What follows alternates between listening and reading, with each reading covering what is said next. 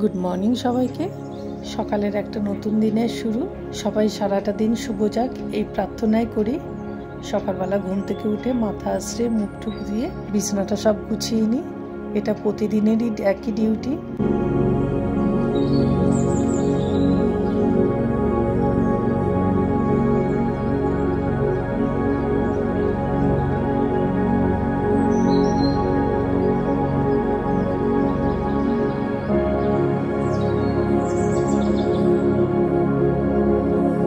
ভোরবেলা সূর্য উঠতে না উঠতে এই ঘরটাতে প্রচুর সূর্যের আলো পড়ে।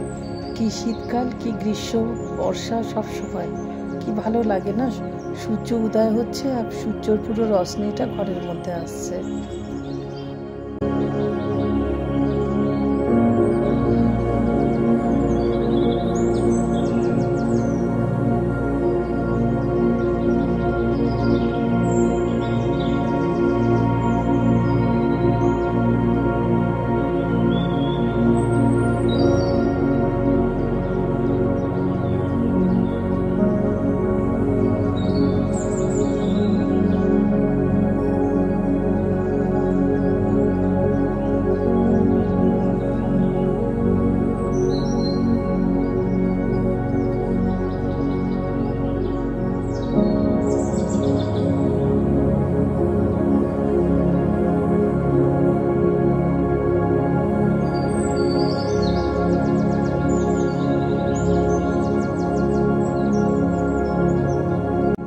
বিছানার চাদরগুলো সব তুলে দিচ্ছি। আজকে দুটো বিছানার চাদরই একসাথে কেচে দেবো। অনেক দিন হয়েছে কাচা হয় না। মশারিগুলোও কাচবো। বালিশের কভারটা একসাথে তার মেশিনে ধরবে না, কারণ মেশিনে তার বেশি লোড দেওয়া যাবে না। ওই জন্য এটা কাচা হয়ে গেলে তারপরে আবার ওয়াশিং মেশিনে দেবো বালিশের কভারগুলো।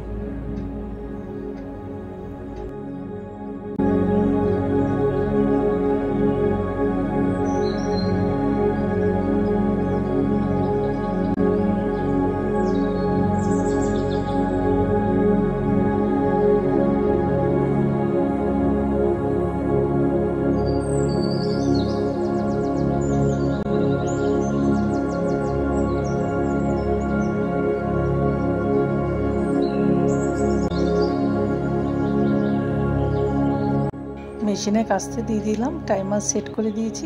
মেশিনের মতন কেচে দেবে। আমরা এখন চললাম ছাদে। আজকে ছাদেই চা বানাবো। অন্যদিন নিচ থেকে নিয়ে চা বানিয়ে ছাদে যাই।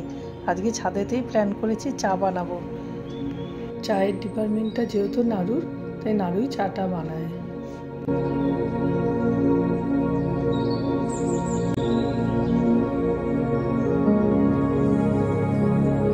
সকালের চাটা আমরা প্রতিদিনই ছাদে খাই।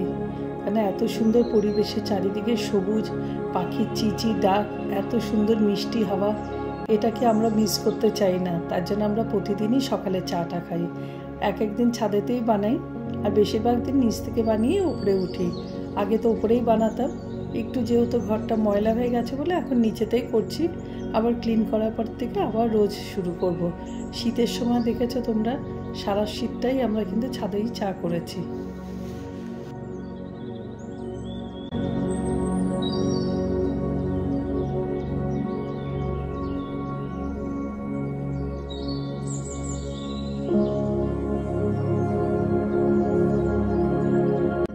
আমাদের সাথে সাথে কিন্তু লিও সিম্বাও ছাদে খুব এনজয় করে। চা বিস্কুট আমরা যখন খাই, ওরা বিস্কুট খাওয়াটা কিন্তু বেশি এনজয় করে। নিচে থাকলে কিন্তু জানো তোমরা বিস্কুট খেতে চায় না, কিন্তু ছাদে থাকলে ওরা বিস্কুট খায়। আমাদের লিওকে আবার প্লেটে দিলে পছন্দ হয় না, মাটিতে দিলে বেশি পছন্দ। তার জন্য ওকে বিস্কুটটা বেশি নিচেই দিই। আজকে একটু বেসন দিয়ে ভুজিয়া বানাবো। আলুর ভুজিয়া এর আগে বানিয়েছিলাম, আরেকদিন যখন বানাবো তোমাদের সাথে শেয়ার করব।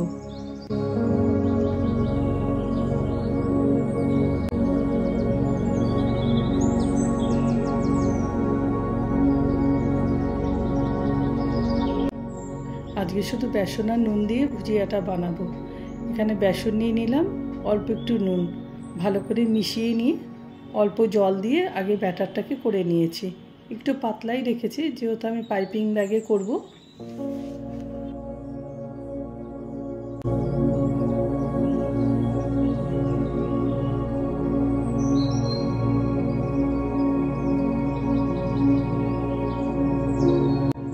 একটা গ্লাসের মধ্যে পাইপিং ব্যাগটা বসিয়ে দিয়ে ব্যাটারগুলোকে সব দিয়ে দিলাম। গ্লাসের মধ্যে পাইপিং ব্যাগটা বসালে ব্যাটারটা ভরতে সুবিধা।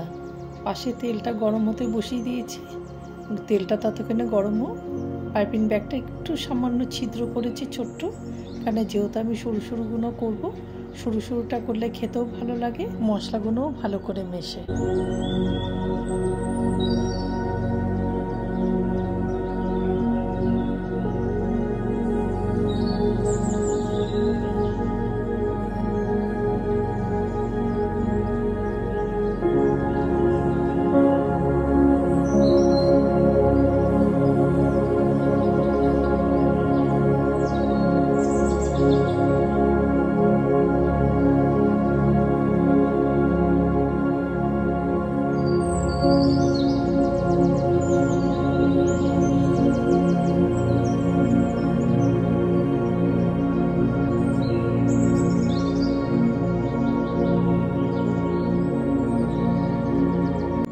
ঝুরি ভাজাগুলোকে সব এবার ভেঙে নেব। ভাঙলে পরে পুরোটা ভরতে সুবিধা হবে।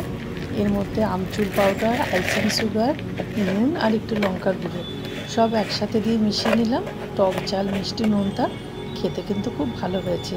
ইচ্ছে ছিল বাদাম আর কারি পাতাটা একসাথে দিয়ে তোমাদেরকে শেয়ার করব, কিন্তু সূর্যি মামা তো আর আমাকে ছাদে বেশিক্ষণ থাকতে দিল না। এত তীব্র রোদ দিল যার ওখানে থাকাও খুব মুশকিল হয়ে গেছে। তাড়াতাড়ি করে জামা কাপড়টা শুকিয়ে দিয়ে জিনিসপত্রগুলো সব টিনের ঘরটায় ঢুকিয়ে দিয়ে তাড়াতাড়ি নিচে পালিয়ে এসেছি। এখন গরমের সময় থাকাটা খুব কষ্ট রোদেতে। আগে তো শীতের সময় সকাল থেকে একদম বিকেল অবধি, সন্ধ্যা অবধিও ছিলাম, তাতে কোনো কষ্ট হয়নি। কিন্তু গরমের সময় না ছাদে বেশিক্ষণ থাকা যায় না। সকালবেলা ওই 8টা অবধি ঠিক আছে, সেই 8:30 9টা বাজবে আর ছাদে থাকা খুব মুশকিল।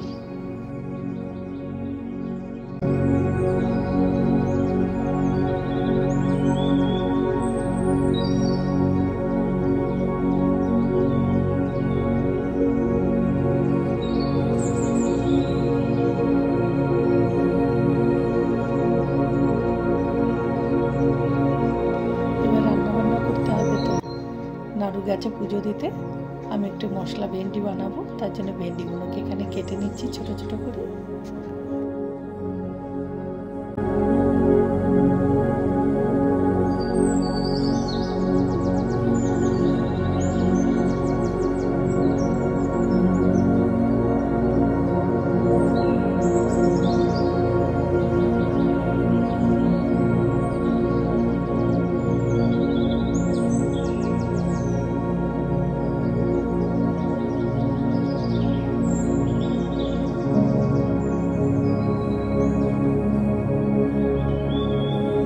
গরম সরষের তেলের মধ্যে ভেন্ডিগুলোকে সব ছেড়ে দিলাম।